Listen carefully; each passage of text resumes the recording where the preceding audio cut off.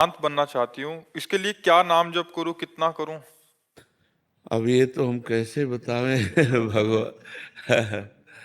वैसे हमारे भगवान की सृष्टि में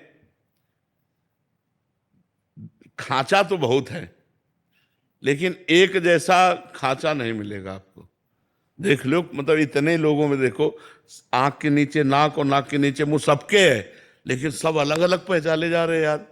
कितने लोग हैं, सबकी अलग पहचान है, सबकी अलग फिंगरप्रिंट है, नहीं है? देखो भगवान का चमत्कार, देखो उनका खांचा देखो। तो यार प्रेमानंद जैसा खांचा तो प्रेमानंद खांचा खांचा है, खांचा है।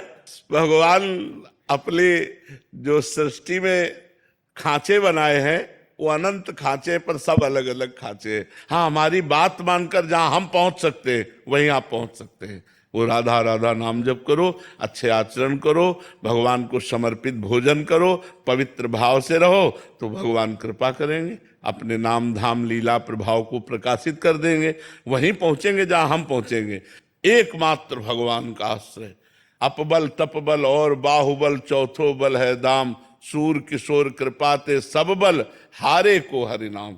एकदम पूर्ण समर्पण भगवान को, वो उन्हीं की कृपा से होता। मर्जी, आपको कभी साधन का ऐसा रहा, अहम रहा? जब हम ब्रह्मचर्य से संन्यास मार्ग में गए, तो अब हम कृपा शब्द का परिचय नहीं था, साधना का ही परिचय था। जब वृंदावन की रस पद्धति में आए, तब कृपा शब्द का परिचय मिला कि कृपा क्या होती है और साधना क्या होती है। कई जन्म लग जाएं, लेकिन शरणागति नहीं हो सकती। शरणागति तभी होती है जब सब बल शांत हो जाता है, अपने को निर्बल बिल्कुल समझ लिया जाता है, तब भगवान की हृदय से शरणागति होती है। और जहां कनेक्शन मिला, तो सुनेरी मैंने निर्बल के बल राम, फिर महाबल उसका भगवान साथ देने लगते हैं। और जिसके साथी भगवान है, उसका मंगल भवन अमंगल हारी, हर समय मंगल ही मंगल बना रहता है, आनंद ही आनंद बना रहता है। मर्जी, साधन तो जिसके अंदर अहम है वो भी कर रहा है, जिसके अंदर नहीं है वो भी है, पर दोनों के आंतरिक स्थिति में क्या फर्क होगा महाराज जी? आंतरिक स्थिति में वो विकारों में फंसेगा और वो निर्विकार होता चला जाएगा, क्योंकि अहंकार में ही सारे विकार हैं, अहम में ही सारे विकार हैं।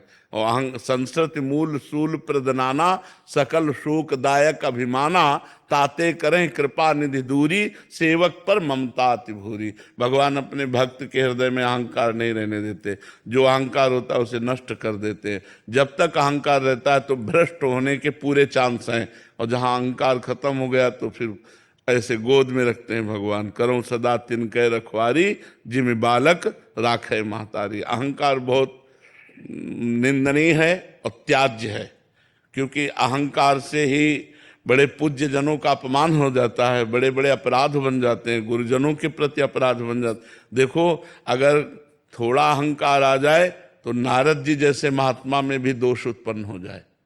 इतने बड़े महात्मा नारद जी को हम आ गया कि काम भी जई, तो भगवान शंकर पर दोष दर्शन कर लिया, हरि के पास जाकर अहंकार भरी बात की, और फिर ब्याह का चक्कर आया और हरि को भी साप दे दिया। ले, कितनी बड़ी विचित्र लीला हुई कि इतने बड़े अवतारी महात्मा को भी अहंकार ने नचनी नाच नचा दिया। केवल एक बात आ गई कि काम भी जई हूं। कोई भी अहंकार है तो नचनी नाच माया नचा देगी, और अहंकार रहित जो साधन है वो भगवान के प्रेम को प्राप्त होता है।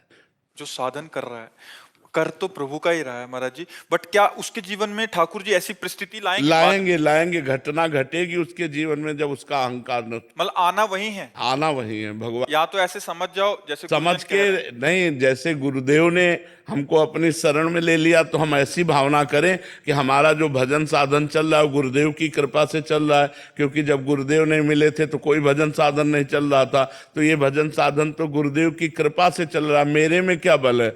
अगर ये बात आ गई कि मैं भजनानंदी, तो मैं फिर गिरना पड़ेगा, फिर गिरना पड़ेगा, फिर कहीं